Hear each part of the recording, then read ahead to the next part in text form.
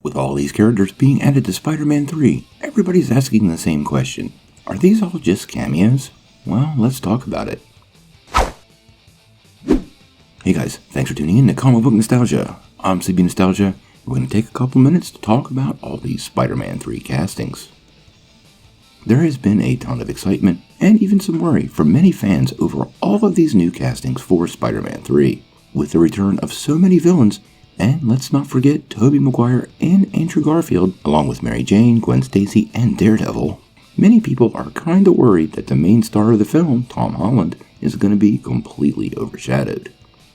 There's been a lot of speculation that all of these roles will be just cameos, and although that does kind of make sense, we've got some interesting new details. Now before we drop these details, make sure you hit that like and subscribe button, and make sure you ring the bell for all the updates, and also don't forget to drop a comment if you want to get in on next year's big contest. I have to say, most of the speculation around these roles have been just cameos, and we really don't have many other details beyond that. But the editor-in-chief over at Geeks Worldwide, Casey Walsh, had some pretty interesting details to add.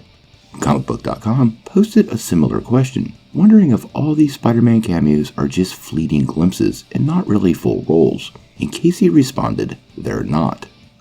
Now, this generated a ton of questions, and over time we were able to gather some pretty interesting details. When asked by fans, he did go on to say that they had minor roles, and most of them, not all, will have action to play in the actual plot of the movie.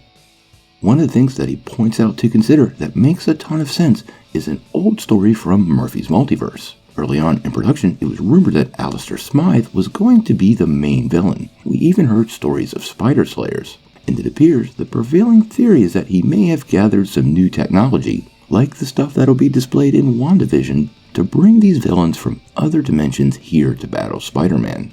He did make one other very interesting point too that I totally have to agree with. When responding to a question about the Sinister Six and why they're reusing these characters, he pointed out that they may be using the returning characters because then they don't have to spend the time developing the background for them since we already know it.